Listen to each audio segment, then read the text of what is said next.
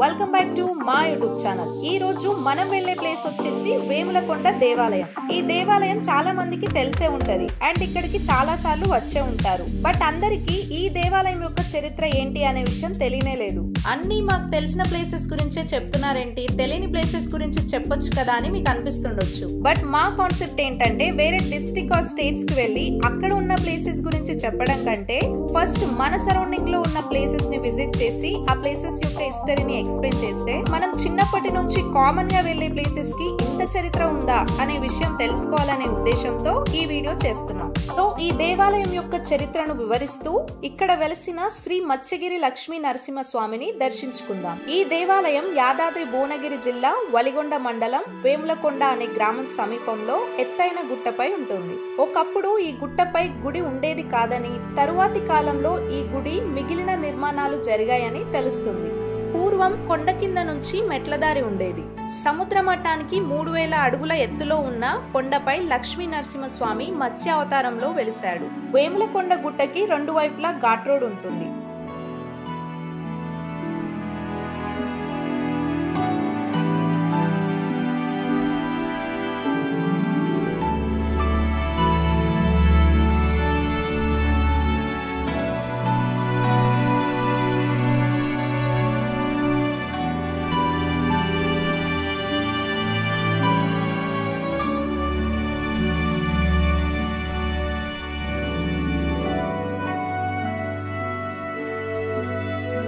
ఇక్కడ కనిపించే తాబేలు విగ్రహం కాదు, నిజమైన తాబేలు. నాలాగా కన్ఫ్యూజ్ అవ్వకండి, ఒకసారి క్లారిటీగా చూడండి.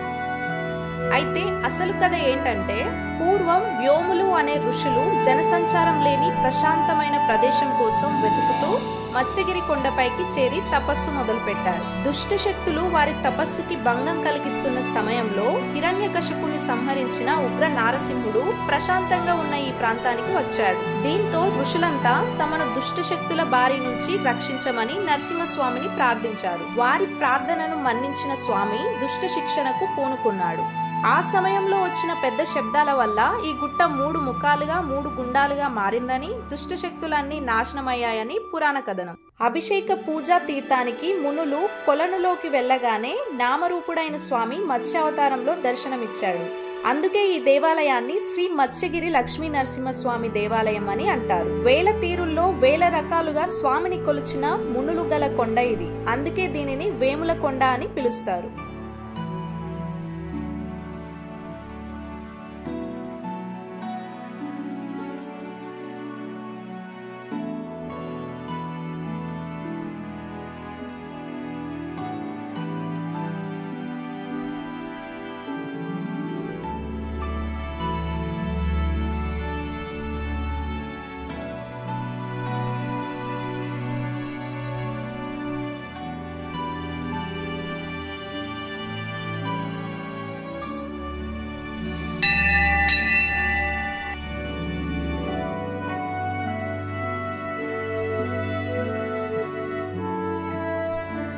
ఈ కోనేరులో చేపలు పట్టిన ఒక వ్యక్తి రక్తం కక్కుకొని మరణించాడంట.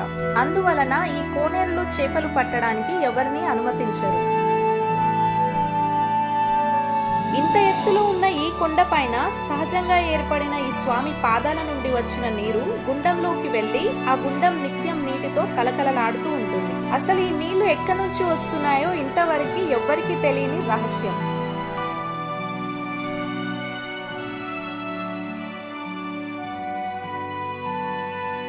ఈ కోనేరులో ఒక చేప విగ్రహం కూడా ఉంది. ఈ కోనేరులో చాలా చేపలు ఉంటాయి. వాటిలో కొన్ని 3 నామాలు కలిగి ఉన్న చేపలు కూడా ఉంటాయి. ఈ చేపలకు ప్రతిరోజు పులిహోర, దద్దోజనం, బిస్కెట్స్ కూడా పెడతారంట. నిజమైన భక్తి కలిగిన భక్తులకి ఈ 3 నామాలు కలిగి ఉన్న చేపలు వెంటనే కనిపిస్తాయంట. ఇంకా చాలా మందికి తెలియని విషయం ఏంటంటే ఈ కోనేరుని శుద్ధి చేయడం కోసం పాత నీళ్లు తీసి కొత్త నీళ్లతో ఈ కోనేరుని నింపారంట.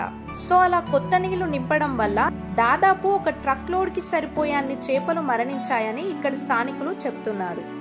అలా ఆ సంఘటన భక్తుల విశ్వాసంపై మరింత ప్రభావం చూపింది.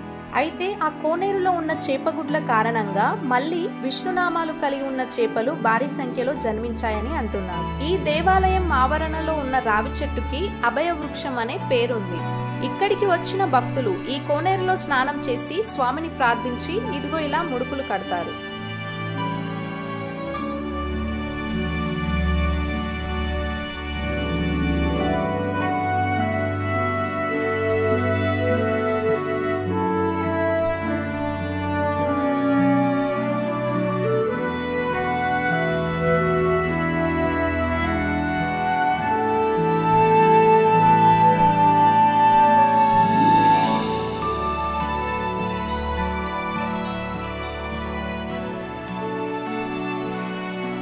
వ్యోములు అనే మునులు ఆంజనేయ స్వామిని క్షేత్రపాలకుడిగా ప్రతిష్ఠించి పూజలు చేశారంట.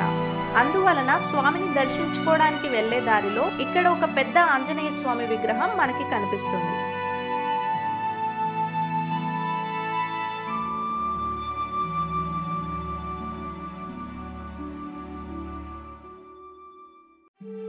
ఇదిగో ఈ మెట్ల దారి కొండ కింద నుంచి ఉంటుంది.